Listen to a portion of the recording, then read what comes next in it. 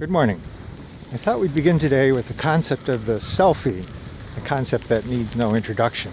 Most of us think of this as an entirely self-centered way of presenting and valorizing your own experience as if you are somehow especially significant in this world.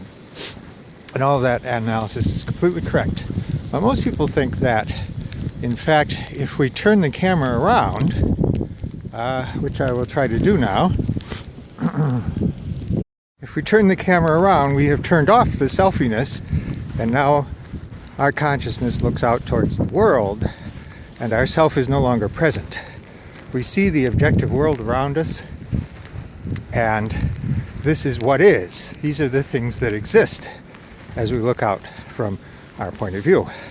But on a little bit of reflection, especially phenomenological reflection, you realize that this is as much a selfie as pointing the camera at my face. Think of the different ways in which my point of view is enshrined, is frozen in this prospect. There's the direction that I'm looking at all times.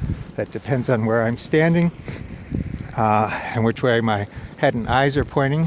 And there's also what I focus on as I look through the scene. The playscape over there, the houses across the field. Each of these I can pay attention to. As I look at the trees, I can pull out, say, the house hidden partly behind the tree without moving my eyes at all. I can pay attention to the tree to the right, the tree to the left, the pine trees. I don't even need to move my eyes to move that around. All of that is subjective. All of that's in my head, and all of that depends entirely on me. No matter what I do in perception, I will find this structure to be preserved. There will be a part that is worldly, that looks out at the world, and there will be a part that is the point of view, that is subjective, that is the not exactly inner part, but the part that faces the world, the part that is particular to me. This is one of the fundamental structures of consciousness, and it's called by various names, but most importantly, intentionality. Intentionality is signaled in the phrase, the bumper sticker, all consciousness is consciousness of something. There is consciousness and there is its object. The thing, the objects, the scene that consciousness is directed towards. And that is intentionality. It is an invariant structure. And what that means is that no matter what you do in perception, no matter what mental act you create or entertain, you will find this two-part structure, subjective and something that it is subjectively of, something that it is about, something that subjectivity is in a way pointed towards, and that's the intentional object. So that's true not only for perceptual states like this, but also if I imagine, say, a sunny desert island. Now my consciousness is oriented towards an image, a fantasy of the desert island. That island's not present to me now, but nonetheless, you could say that my awareness is of an island.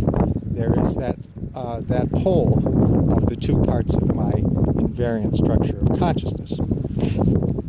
So, we have some technical words for this. For the stuff out there, we have the word Noema.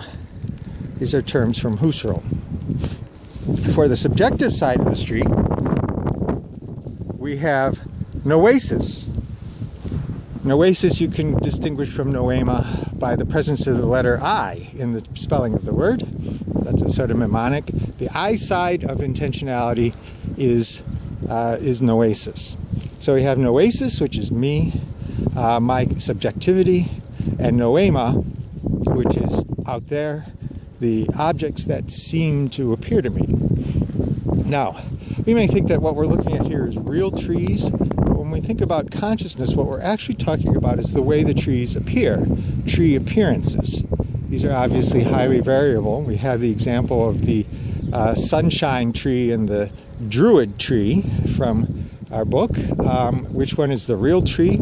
Neither one is privileged. Both of them are possibilities.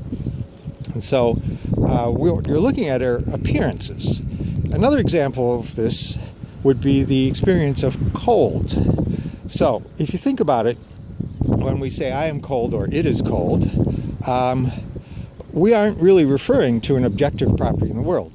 Temperature is kinetic energy. We all know this from our physics class. Is there any reason you can think of that temperature would feel the way it does, that things feel hot or cold? If I were a being that breathed liquid carbon dioxide living under the seas of the ice caps of the moon of Jupiter, I would regard this temperature right here as balmy. I would feel it as hot, possibly even burning.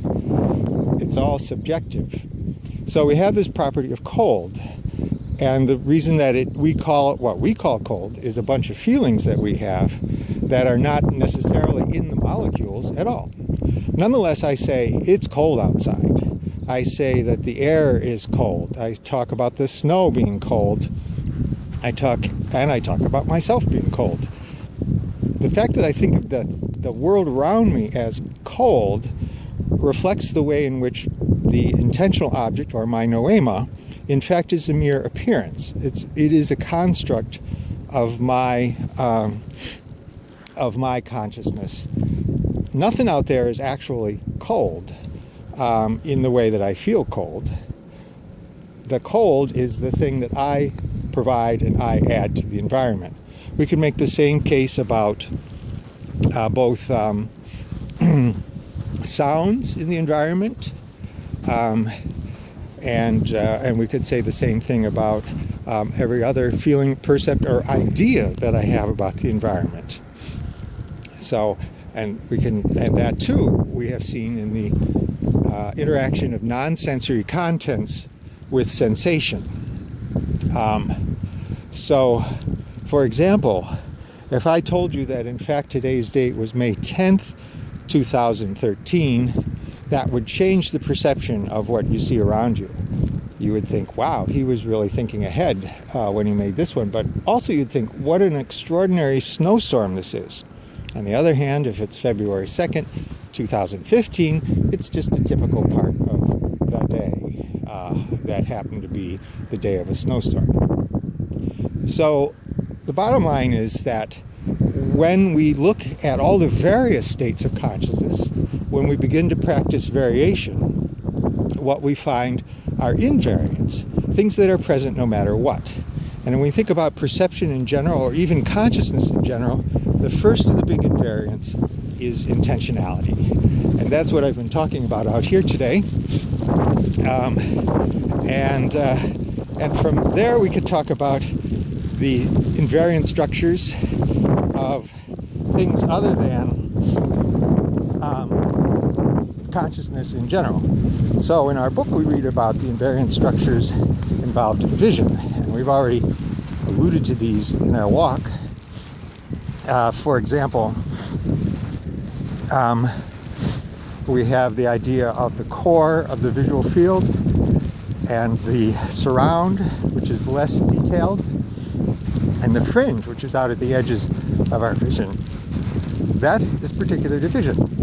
The idea of figure and ground, also particular to vision. So when we talk about seeing, that's part of the invariant structure of seeing. We can consider similarly hearing, and ask questions like, does hearing have a core?